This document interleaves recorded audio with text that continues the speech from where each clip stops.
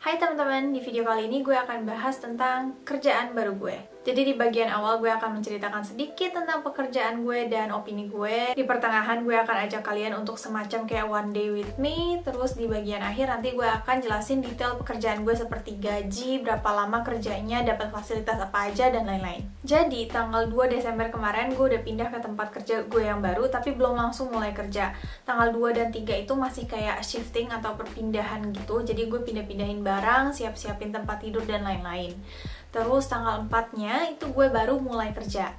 Nah, jadi sedikit tentang pekerjaan baru gue ini. Ini adalah sebuah restoran di salah satu hotel paling mahal di Hokkaido. Bisa dibilang paling mahal karena sekali nginep itu bisa 3 juta per kamar per orang. Terus tempat kerja gue ini tuh terbagi menjadi 2. Jadi dia ada breakfast dan ada dinner. Untuk breakfastnya dia tuh sistemnya buffet, dan untuk malam dia shabu-shabu, fine dining gitu. Nah, gue tuh kerjanya di yang pagi, yang breakfast. Nah, breakfastnya itu mulai jam 7 pagi, tapi kita udah harus persiapan di sana dari mulai jam 5.30 pagi. Terus breakfastnya itu tutup jam 10 untuk tamu, tapi kita masih stay di sana untuk cuci piring dan lain-lain sampai jam 11.30. Nah, dari tanggal 2 sampai 6 ini gue kerja dan gue nggak punya kayak bad feeling. Terus gue juga merasa kerjaan ini fine-fine aja. Tapi di minggu pertama ini gue punya masalah yang cukup besar menurut gue. Dan mungkin beberapa dari kalian warga TikTok dan Instagram pasti udah tahu kalau gue punya masalah sama kasur di sini, yang gue share juga di TikTok gue dan sampai viral. Guys, gue butuh pertolongan kalian banget nih, apalagi kalau kalian tinggal di Jepang. Jadi gue itu kan baru pindah kerja gitu kan. Terus sekarang baru masuk asrama, udah 2 malam di sini. Tapi gue nggak bisa tidur sama sekali. Sama sekali. Jadi gue tidur tuh kayak kebangun setiap 15 menit karena badan gue sakit banget. Dan ini nih alasannya. Jadi ini adalah kasur Jepang, namanya futon. Kalau di Jepang memang budayanya tuh tidur di kasur futon kayak gini. Ini tuh nggak nyampe 10 cm tebelnya, tipis banget. Terus kalau udah tidur, itu badan tuh remuk banget, sumpah sakit banget. Dari atas leher nih, tulang leher sampai tulang punggung paling bawah itu semuanya sakit. Jadi tolong kasih tahu gimana caranya supaya enak tidur di futon. Jadi gue waktu itu posisinya kepusingan banget karena pertama gue tuh nggak tahu sama sekali fasilitas apa aja yang bisa gue dapetin sebelum gue nyampe ke sini. Jadi orangnya waktu itu bilang kamu udah disiapin kasur. Gue kira kasur biasa gitu, matras gitu biasa. Tapi ternyata kasur Jepang. Yang membuat gue agak khawatir karena gue memang tidak terbiasa sama sekali untuk tidur di kasur Jepang. Terus hari pertama itu gue nggak bisa tidur sama sekali seperti yang udah pernah gue share di video sebelumnya. Badan gue remuk semua. Gue udah pernah share juga kalau gue tuh posisinya di tengah-tengah hutan dan gunung, nggak bisa belanja kemana-mana. Terus gue juga belum dapat libur untuk bisa belanja. Kalau soal beli di internet, waktu itu gue udah coba, tapi karena posisinya memang agak di pedalaman gitu, jadi nganternya tuh lumayan lama. Waktu itu gue mau beli tanggal 3, tapi baru bisa nyampe ke sini tuh tanggal 9 atau 10 gitu. Jadi seminggu itu gue mau nggak mau harus nunggu. Nah, akhirnya gue udah desperate banget di situ, yang udah nggak tahu gimana caranya supaya bisa tidur. Gue tuh rilis video ini ke TikTok, yang gue benar-benar nggak nyangka kalau bakal viral. Iya, gue bilang viral di sini nggak seviral itu juga sih. Maksudnya lumayan rame karena gue kan cuma YouTuber kecil. Terus dalam 4 hari bisa 1 million views, itu menurut gue viral. Di video itu gue minta tolong supaya kasih tahu, beri gue saran gimana caranya supaya gue tuh bisa tidur dengan futon Jepang ini bagi orang-orang Indonesia yang tinggal di Jepang juga dan memakai futon ini dan nyaman-nyaman aja. Gue minta saran ke mereka. Tapi waktu gue lihat komennya, ada yang kasih saran yang baik-baik, yang bagus, tapi ada juga lah yang komen yang kayak gitulah. Kalian bisa lihat sendiri nanti di video TikTok gue. Akhirnya komentar-komentar bagus yang memberikan saran-saran yang baik itu ketutup sama komen-komentar lain. Terus akhirnya gue tambah desperate dan akhirnya gue bilang ke atasan gue, saya harus ambil libur tanggal 7 karena saya udah nggak bisa tidur selama berhari-hari karena kasur Jepang ini. Jadi saya pengen ke kota sebelah untuk bisa beli kasur. Dan akhirnya gue dapat libur, gue pergi ke kota sebelah dan udah gak ada masalah sama sekali. Sekarang gue bisa tidur dengan nyenyak dan kantong mata gue yang sudah sangat gelap pada saat itu berangsur-angsur menghilang. Oke, sekarang kita mau bahas tentang keseharian gue di sini. Gue bangun itu jam 3.45. Setelah gue bangun, gue gosok gigi, gue cuci muka, make up, sarapan. Terus mohon maaf gue nggak ada footage untuk kegiatan gue yang bangun tidur sampai gue berangkat ke tempat kerja karena nggak kelihatan juga, gelap banget gitu. Gue coba videoin di luar tapi nggak kelihatan apa-apa, jadi ya udah mohon maaf ya. Pokoknya intinya setelah gue siap-siap jam 5 gue berangkat kerja, terus jam 5.30 gue udah mulai bekerja. Terus jam 11.30 selesai kerja, dan setelah itu kita dapat makan.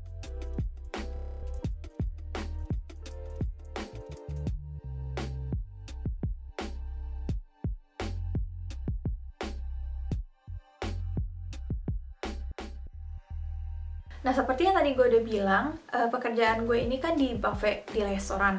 Nah, ada satu hal yang sangat mengusik perasaan gue. Jadi kita kan udah siapin masakan dari pagi, terus kita udah taruh-taruhin dengan cantik. Terus kita berharap kalau misalnya makanannya sisa, ya udah bisa disimpan, mungkin untuk besoknya lagi atau untuk restoran malamnya nanti. Gue nggak mau bilang negaranya dari mana. Yang datang dan makan breakfastnya itu sangat gimana ya? Mohon maaf, rakus. Karena udah ambil banyak, tapi nggak dihabisin. Jadi minum jus aja gitu misalnya, bisa ambil gelasnya sampai 4, diisi sampai penuh, tapi nggak ada yang habis. Makanannya juga sama, nggak ada yang habis. Nah, di sini masalahnya. Gue tuh setiap hari beresin piring-piring yang sisa makanannya banyak kayak gitu tuh rasanya nggak tega. Karena gue yang ngebuang. Kalau makanan itu udah disentuh sama tamu, kita udah nggak boleh apa-apain, harus kita buang. Lain halnya dengan kalau misalnya sisa di mangkok buffetnya yang belum tersentuh sama tamu, itu masih boleh disimpan untuk makan besok atau makan di restoran malam kalau misalnya makanannya masih segar. Jadi satu pesan untuk teman-teman yang suka ke buffet atau lagi ada kesempatan untuk ke buffet, jangan ambil makanan terlalu berlebihan, ambil makan yang secukupnya aja yang udah pasti kalian bisa habisin. Nah, terus setelah pekerjaan selesai, biasanya kita dapat makan. Nah, makanannya ini biasanya buffet yang tersisa dan nggak bisa disimpan untuk besokannya. Jadi kita yang habisin. Pokoknya atasan gue tuh sebisa mungkin makanan tuh nggak ada yang boleh dibuang. Terus seandainya nih, misalnya pas lagi toko buka, terus buffetnya habis sama tamu pun, atasan kita tuh masih bikinin makanan lagi untuk kita gitu. Jadi dijamin banget kalau kerja di sini itu nggak akan kelaparan. Terus setelah selesai kerja dan makan, itu biasanya gue pulang kerjain JWD, kelas bahasa Jepang gue, atau gue main sama teman-teman kerja gue yang lain kalau lagi pada kosong.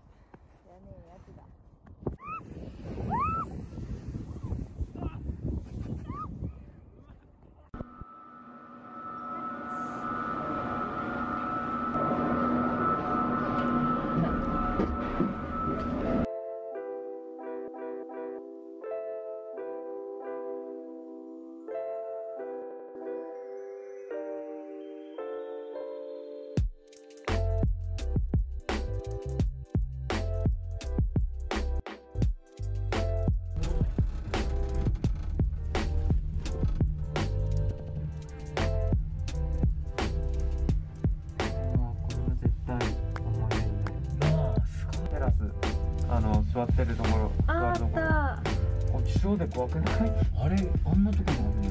でも人生1回だけは乗ってみたい。今日行ける？怖くないですか？うわー。ここまでこれで来た。やべえ。これで通勤。ポケモン GO。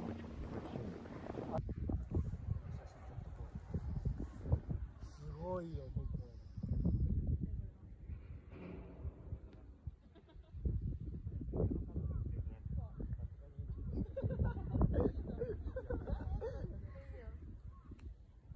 Terus setelah pulang baru gue lanjutin kelas atau bikin video YouTube dan lain-lain. Gue santai-santai, baru malam jam 8, jam 9 biasanya gue udah tidur.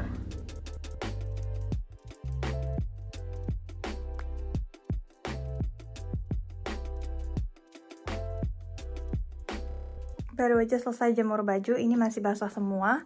Dan kalau misalnya kalian bingung gimana caranya jemur baju pas lagi winter, Mungkin banyak yang ngebayangin kalau pas winter jemur baju itu nggak akan kering.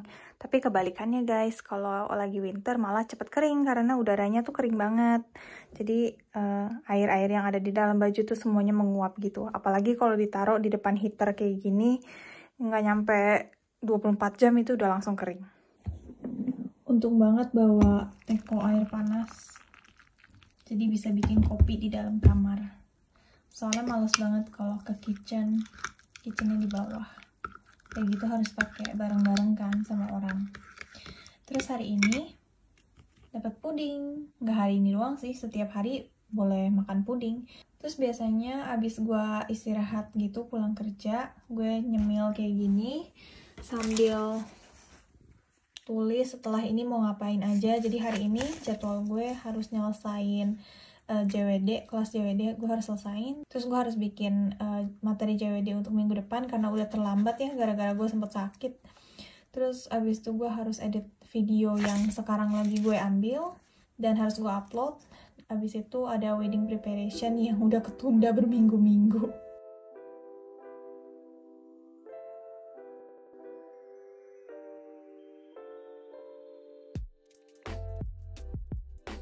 Terus sekarang kita mau masuk ke bagian yang paling terakhir, yaitu tentang rincian kerja gue. Pertama, dari mana gue bisa mendapatkan pekerjaan ini?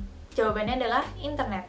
Jadi gue tinggal search aja, Risotto Baito. Risotto ini artinya adalah resort, terus Baito adalah arubaito, yang artinya adalah part-time job. Jadi part-time job di resort. Syaratnya juga gampang banget, asalkan kalian tinggal di Jepang dan kalian bisa bahasa Jepang, udah pasti lulus. Terus pas kita masuk ke websitenya, kita akan dikasih lihat kayak banyak pekerjaan gitu, dan tinggal cari aja yang syarat dan ketentuannya itu tuh sama yang kita mau. Jadi gue ambil pekerjaan ini yang gajinya 1.200 yen per jam. Terus gue mau yang kerjanya tuh jangka menengah, yang di atas 3 bulan. Jadi tinggal dilihat aja syarat dan ketentuannya, kalau ada yang cocok tinggal ditelepon aja orangnya. Terus sedikit lebih dalam lagi soal uang, selain dari gaji 1.200 yen per jamnya itu, kita mendapatkan biaya transportasi saat kita pindah dari tempat tinggal kita ke tempat hotelnya ini, kita dapat uang. Lalu fasilitas apa aja yang bisa didapat? Itu yang pertama udah pasti, kalau kalian kerjanya di restoran udah pasti dapat makan. Gue sengaja cari tempat kerja itu yang dapat makan karena biaya makan tuh lumayan tinggi kalau di Jepang. Terus kita mendapatkan kamar asrama yang sendiri-sendiri. Nih kamar ini punya gue. Terus kalau misal kalian penasaran sama isi asramanya apa aja, minggu depan gue akan bikin asrama tour. Jadi silahkan di subscribe aja, jadi minggu depan kalian bisa langsung tonton pas videonya udah up. Terus yang terakhir, karena tempat kerja gue ini itu mainnya adalah ski, jadi kita tuh bebas untuk memakai alat ski, alat snowboard, gondola untuk bisa naik ke gunung. Terus kita bebas meluncur, apalagi ya, pokoknya hampir semua fasilitas yang ada di hotel itu kita bisa mendapatkannya secara gratis atau dengan potongan harga.